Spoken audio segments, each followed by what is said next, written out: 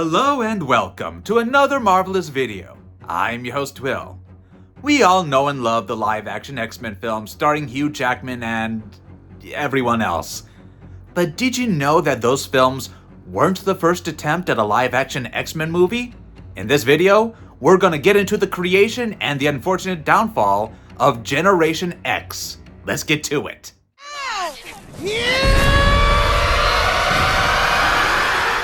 Good day, everyone. Let me ask you something. What was the very first live-action X-Men movie ever made? I know most people will say Bryan Singer's X-Men from 2000. A few deeper fans might even know about the unreleased Fantastic Four film of 1994. But do any of you know about the Generation X movie, which aired on Fox Television as a pilot? You see, 4 years prior to Singer's film, this movie was designed to launch a full X-Men television franchise. But fast forward to now, and just a very small population knows about it. So, today, our video will talk about precisely that.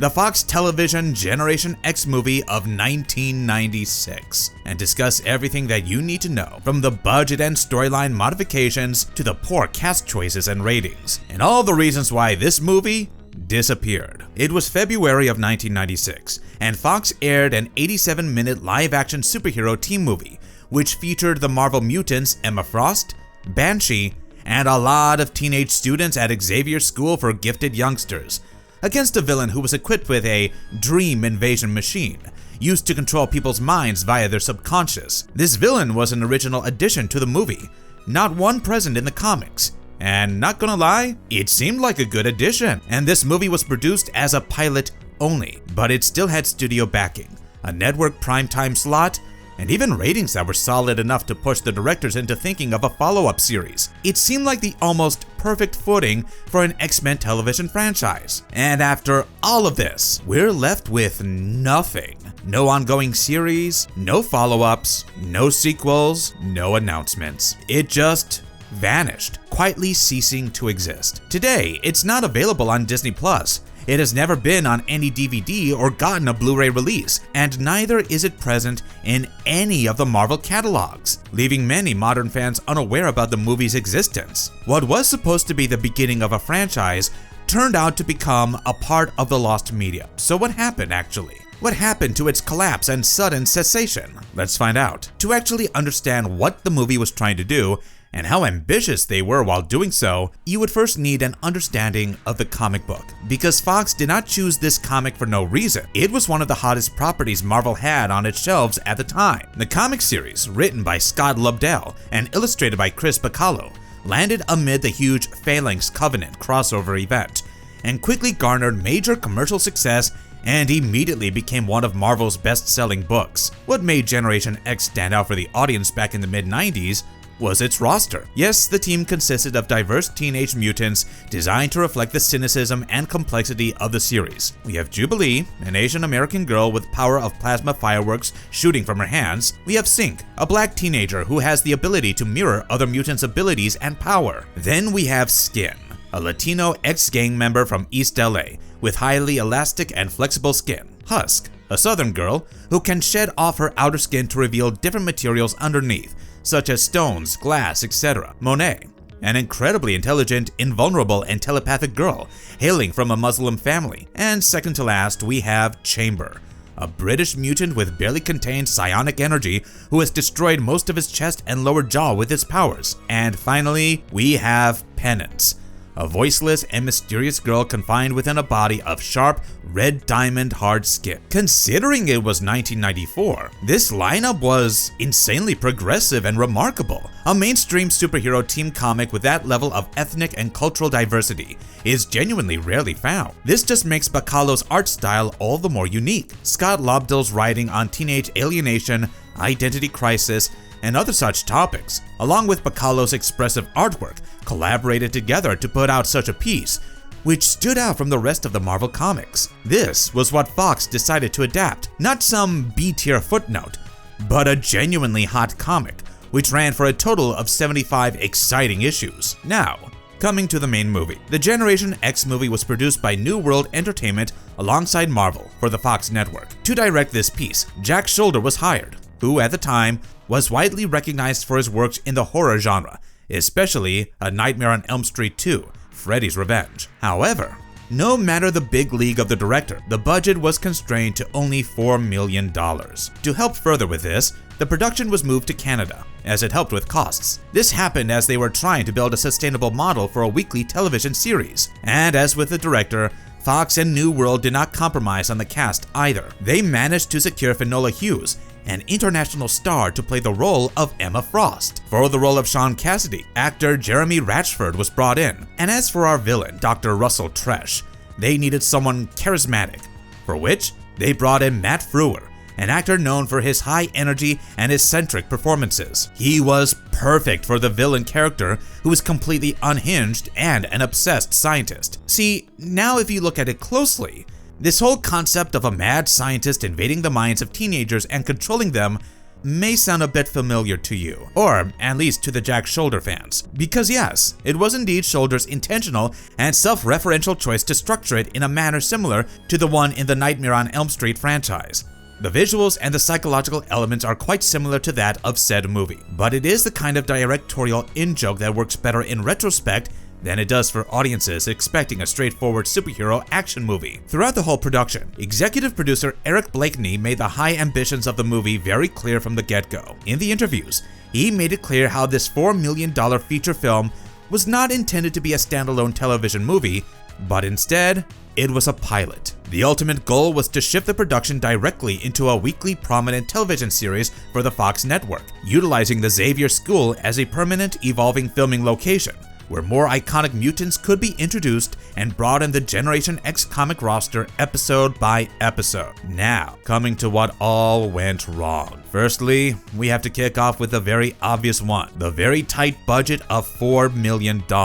This budget brought in a pile of compromises, which evidently affected the production of the movie. For instance, two of the most visually eye-catching characters of the comics were removed, Chamber and Husk, as using prosthetics for the costumes would become too costly. It simply wasn't feasible. Whether we talk about Chamber's contorted and disfigured face and chest, or Husk's skin-shedding power to reveal different materials underneath, incorporating their characters was impacting the budget. Look at what Jack Shoulder said in one interview. "We shot it in 23 days. We mainly just had to go with characters that would work and superpowers that were fairly easy to do. The special effects were pretty limited. There was a strict budget, and there were orders to not go a penny over the budget." Jack Shoulder, 2015, in an interview with Sci-Fi Wire. To replace them, the writer Scott Lobdell was consulted and was asked to create two completely original characters just for the pilot, those being Refrax and Buff. Refrax has X-ray vision and heat beam eyes, while Buff has enhanced muscle mass and strength. If the audience welcomed the two characters well,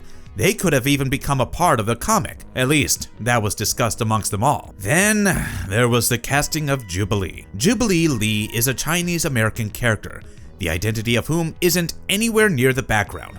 Rather, it's in the forefront. It's a fundamental part of who she is. But this is where the casting directors messed up. They chose Heather McComb, a white actress, to portray Jubilee. The comic that was appreciated and celebrated for its diversity, ironically, has a movie that alters that very point itself. The script sent to casting agents apparently did not specify any such criteria for casting an appropriate actress. The director himself admitted to this. The script does not mention her Asian ethnicity, nor is it mentioned in the casting breakdown that went out to agents. Jack Shoulder, 2015, in an interview with Sci-Fi Wire. This casting error was institutionally wrong. It stood against one of the very things that made the comic matter. It was a gamble that failed miserably, because this decision faced backlash, even in those times. In the current times, it's worse. Lastly, in this big list of what all went wrong, we should also talk about the whole tone of the film. The comic had clearly delved into a lot of dark and somber topics, such as alienation, trauma, identity aspects, physical transformations, and other emotionally complex ideas. While the movie was made to be more lighthearted, kid-friendly, and more apt as a kid series than a complex mutants-related comic, it did not address dark themes or have any such emotional depth to it, making it feel more like a Saturday morning cartoon. Now it's time to bring in the ratings. The ratings came and they were good enough, to say the least. Not too bad, not too great. Just enough to bring up the talk of continuing it as a series. Yes, you heard that right. Discussions about it began soon, and Fox and New World were actively developing what the series would look like. And then, once again, 1 year after the broadcast, the whole idea of the series died. Fox did not cancel it, it just acquired New World Entertainment in between, which brought a halt to all the projects happening under it at the time. This happened in 1997, and Fox did it so it could majorly just get access to New World's network of local television stations. So the project of Generation X just ceased to exist after that. It didn't even have a formal cancellation announcement. Imagine, it was all too sudden and abrupt, so very anticlimactic. It wasn't Generation X's quality or storyline that killed it, it was a business war that did it. This negative hit that Generation X live action took spilled over to other such live actions of the time as well. If we look at Batman Forever of 1995, it had the audience divided with the new style it approached of everything campy and very neon, very unlike Tim Burton. It didn't matter how good the animated series or comics would do, including that of Batman itself, because live action in the 1990s was not something that anyone had cracked yet. It was still a complex thing to handle and to make it entertainment worthy, and this is where Generation X was stranded, in that gap between being too cheap to be a movie and too complicated to be a TV show. As I mentioned earlier, this movie is practically nowhere to be found. It's neither on Disney Plus, nor does it have any DVD or Blu-ray release. Today, Disney owns the entire Fox picture catalogs, the X-Men film rights, and nearly the entire cinematic lineage of Marvel characters, but there is still no sign of Generation X. This is probably the case due to a variety of factors. Let's look at the chain of rights first. Generation X is a 30-year-old television pilot with a complicated history, especially looking at the current times, which makes it a less desirable thing to work the rights for. Simply speaking, it doesn't seem to hold enough value to put so much work into. Apart from the rights issue, there is also the brand management issue it faced when they went with whitewashing Jubilee's character. This just puts Marvel in a bad light, something they would want to avoid clearly, so they don't see any point in promoting a piece like this. Now, look at this. It was the first time Marvel's mutants appeared on screen, in live action, and they have made that very piece legally inaccessible to everyone. Despite budgetary and casting issues, it was the very first time, and honestly, it should be accessible to us. It is available on YouTube, but only the fan-uploaded ones. Talking about all this just reminds me of what we actually lost. The Generation X comic ran for a whole 75 issues, which ended in 2001, but its early runs are still considered to be some of the strongest X-Men material of the 1990s. After all, it was a story with a diverse, emotionally complex roster of teenagers who felt messy and human. However, their characters, Jubilee, Chamber, Husk, Sync, Skin, Monet, and Penance, were never adapted properly in any live action. Jubilee mainly appeared as a cameo in some of Singer's films, but was never given the center stage anywhere. Chamber just never appeared anywhere at all.